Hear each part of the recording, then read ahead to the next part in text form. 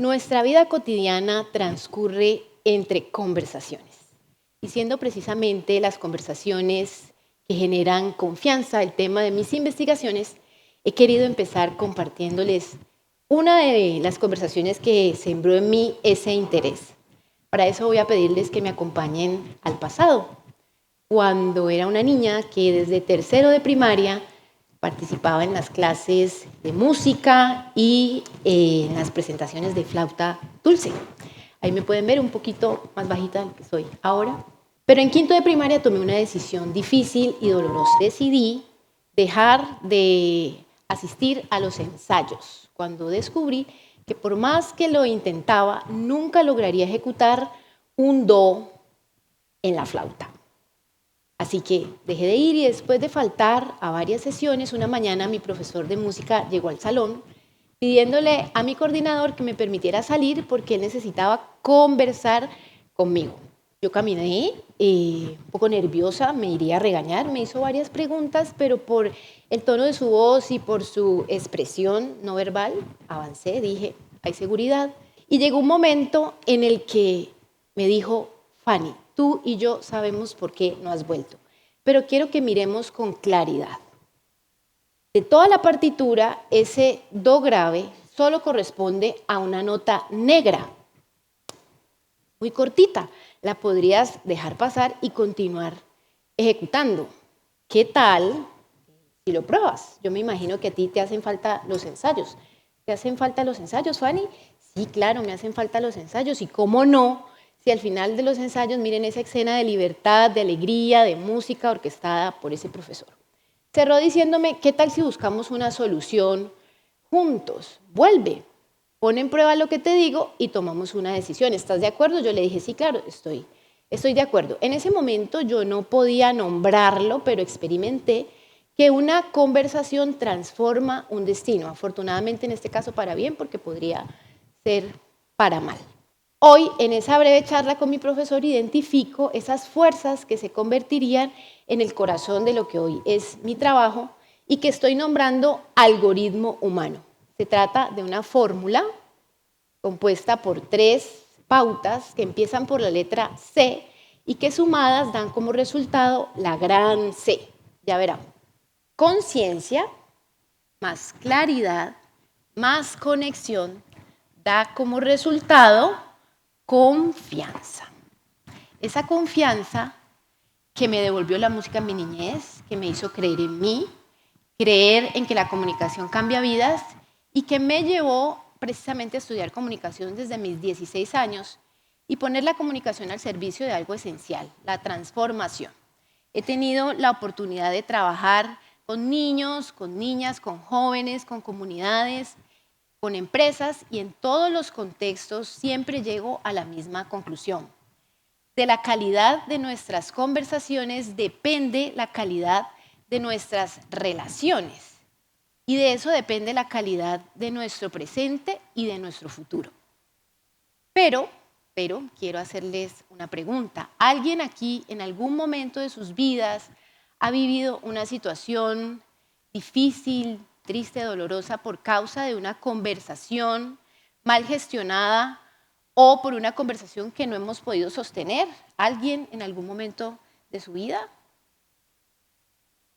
Bueno, ese reto que compartimos ha sido motivo de reflexión y de distintas propuestas desde la psicología, la comunicación, los estudios del lenguaje, las ciencias del comportamiento, la neuroeducación, hasta el management.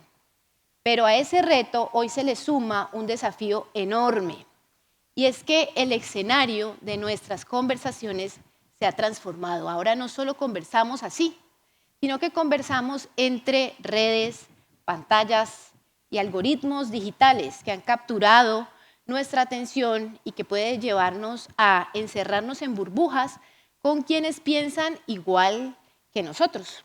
Esos algoritmos nos han llevado a configurar eso que se está nombrando ahora como la era de la desinformación, de los discursos de odio, de la polarización que tanto nos divide, que tanto agobio nos causa y que tanta impotencia nos genera. ¿Qué podemos hacer tú y yo? Pues precisamente comparar la inteligencia artificial con la inteligencia conversacional nos lleva a recordar que conversar con calidad, que las buenas conversaciones son ese antídoto que nos permite sanar nuestras relaciones y reparar nuestro mundo.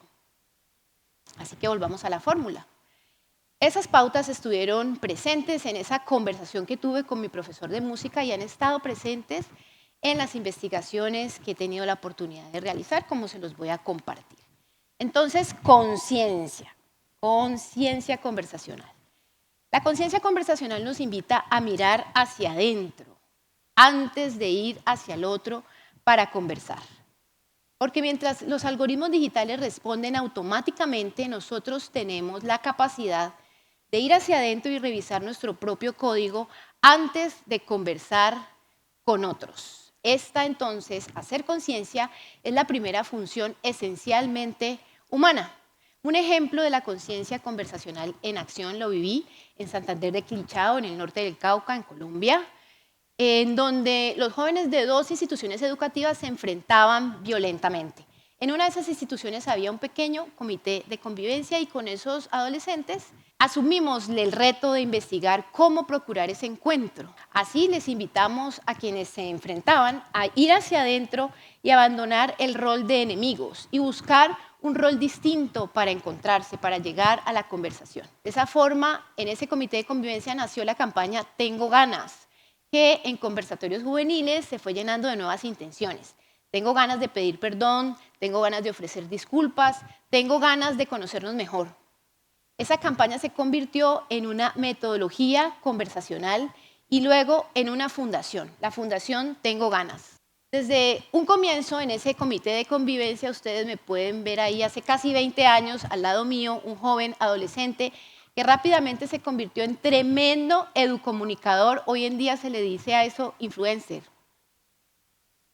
Oscar, lo ven ahí mediando desde la conversación y abajo lo pueden observar, mediando conflicto juvenil a través de las conversaciones. Esta fundación está activa, mediando, poniendo la conversación en el centro entre quienes necesitan reconciliarse y ha impactado ya a 4.000 jóvenes del suroccidente colombiano. Eso es conciencia conversacional, ir adentro. Yo les pregunto y les invito, ¿desde cuál rol estamos conversando? Segundo, claridad. Los ojos, claridad. No es suficiente con ir hacia adentro para revisar el código. Es importante mirar hacia afuera para ver la realidad tal y como es, sin etiquetas, sin juicios. En el mundo digital no es transparente cómo funcionan los algoritmos digitales y a eso se le llama opacidad algorítmica. En nuestro algoritmo humano, en cambio, la transparencia, la precisión, la claridad es supremamente importante. Un ejemplo de claridad conversacional es el instrumento que hemos desarrollado para medir la calidad de las conversaciones en las organizaciones. En una de las mediciones que hicimos, una organización quedó catalogada en nivel bajo de calidad conversacional entre sus colaboradores. Cuando revisamos los datos para identificar las causas, comprobamos una vez más que muchas conversaciones fallan no necesariamente por mala intención, sino precisamente por usar frases imprecisas, frases poco claras. Por ejemplo, en esta empresa no se preocupan por la gente. Podría transformarse desde la claridad por una expresión como: en el informe no fueron claros los impactos sociales del proyecto y quisiera conocerlos. Así que la invitación es a abandonar ese tipo de palabras que le quitan la claridad a las conversaciones y que pueden ser malinterpretadas. Todos, nadie, siempre, nunca. Entonces les invito a que en nuestros lugares de trabajo, en nuestros hogares, reemplacemos ese "aquí nunca nadie colabora" por una frase más clara: todavía no nos hemos puesto de acuerdo en cómo vamos a trabajar en equipo. Eso es claridad, no es esa sinceridad que ofende, que destruye. Es decir las cosas como son, siempre con propósito colaborativo. Cuando esa organización que quedó en nivel bajo de conversación, es importante compartirles esto. Cuando se entrenaron y crecieron en nivel conversacional, creció la confianza y con eso creció se sanó su cultura, hubo mejor medición de clima y hubo crecimiento en la productividad, en el bienestar, en la satisfacción. Importante decirlo porque gracias a la confianza también hay impactos poderosos en el entorno organizacional. Vamos a la conexión. ¿Recuerdan? Conciencia, claridad, conexión. Conectar no es pensar igual. Podemos conectar desde un propósito compartido. Es cierto que los algoritmos digitales premian las coincidencias. El algoritmo humano no. El algoritmo humano busca las diferencias para hacer acuerdos y crear nuevas posibilidades a partir de esas diferencias. Un ejemplo de conexión conversacional en acción es el Fondo Leo. Yo tengo la bendición de acompañar un programa de comunicación y liderazgo para estudiantes de posgrado norteamericanos que vienen a Cali cada año a compartir con organizaciones sociales y con otros sectores. Al principio las diferencias pues, son marcadas, empezando por el idioma, el contexto, la historia, pero hemos desarrollado una metodología que facilita que la gente comparta sus sentimientos, sus necesidades, su propósito y qué está dispuesto a aportar para cumplir esos propósitos. En 2018 una joven caleña dijo: en Cali hay comunidades que necesitan más oportunidades y mi propósito es trabajar para tratar de generar esas oportunidades.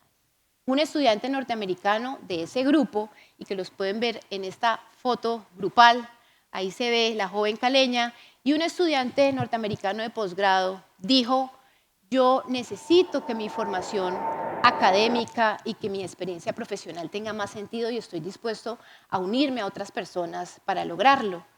De esas necesidades que parecían distantes, se construyó un propósito común, se unieron y crearon esta organización de cooperación internacional que funciona desde 2019, que ha beneficiado 17 organizaciones sociales, que ha invertido $85.000, que se ha asociado con 2 universidades, con 2 empresas de la ciudad alrededor de un propósito compartido.